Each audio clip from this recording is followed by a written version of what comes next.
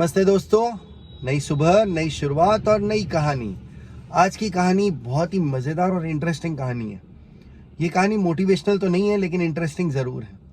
ध्यान है रखें कि जब आप पिज़्ज़ा ले रहे हैं आपको पिज़्ज़ा वाले किस तरह ठग सकते हैं। समझते हैं आज।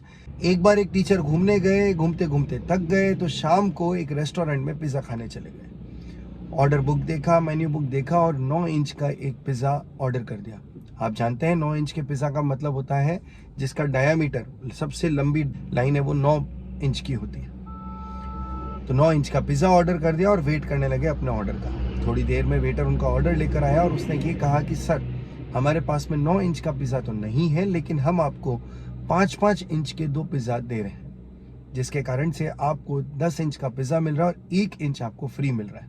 तो आप खुश हो जाइए और पिज़्ज़ा हमारी तरफ से ग्रहण कीजिए। टीचर थे, टीचर ने बड़ी खूबसूरत सी मुस्कान दी उसे और कहा अपने रेस्टोरेंट के मालिक को बुलाइए।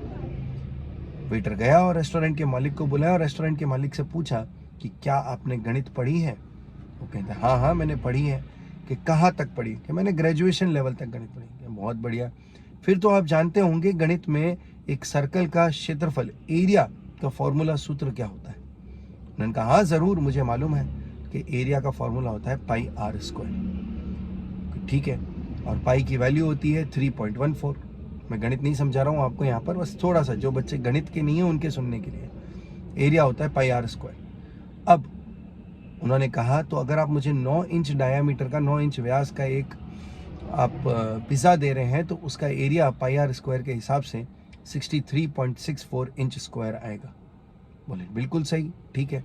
तो बोले अब आपने मुझे 5 इंच के 2 पिज़्ज़ा दिए हैं, तो जब उनका एरिया इसी फॉर्मूले से ज्ञात करते हैं, फाइंड करते हैं, तो प्रत्येक का एरिया 19.64 इंच स्क्वायर आता है। दोनों को जोड़ने पर 39.28 इंच स्क्वायर आएगा। तो अगर आप मुझे एक और पिज़्ज़ा भी फ्री दे देते हैं तब भी मेरे लिए घाटे का सौदा होगा। तो आपने मेरे लिए कोई फ़ायदा नहीं किया है। वो मालिक था, वो सिर पकड़ के बैठ गया। उसने सोचा कि मैं ऐसे काम चला लूँगा, लेकिन उसे ये नहीं ध्यान था कि आगे एक टीचर बैठा है। तो कभी भी किसी टीचर को कम ना आके, हर वक्त वो कैलकुलेशन में रहता है। और ख़ास बात यह है कि टीचर हो ना हो, आप कभी ठगे ना जाएं। कोई भी आदमी आपको फ्री में कुछ नहीं देता है। हमेशा ध्यान रखेंगे उसके पीछे उसका कोई ना कोई मकसद छुपा होता है। तो इस चीज़ के बारे में ध्यान रखें और फ्री के चक्कर में ना पड़ें। जो प्राप्त है वही पर्याप्त है। नमस्ते।